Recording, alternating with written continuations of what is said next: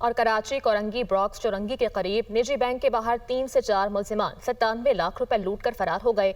फरार होने वाले मुल्जिमान का पुलिस से मुकाबला भी हुआ। मजीद क्या डिटेल्स है इस खबर की जान लेते हैं हमारे नुमाइंदे शहबाज खान से। आगाह कीजिएगा। जी बिल्कुल, इस वक्त हम कोरंगी ब्रुक्स चौरंगी पर मौजूद हैं, जहां पर अब कुछ देर कबल एक डकैती की वारदात हुई है।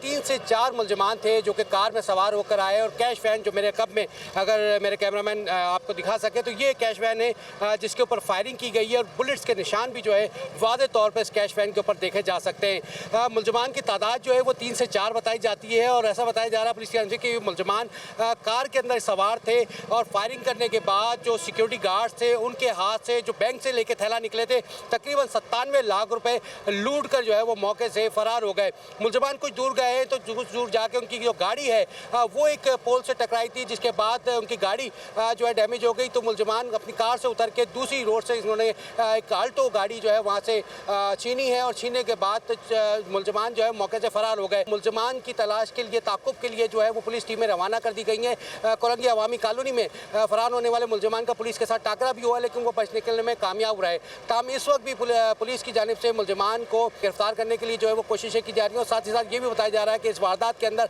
97 लाख रुपए का जो है कैश लूट कर जो है मुल्जिमान फरार हुए। ताहम मजीद जो है वो तहकीकात की जा रही हैं। जी।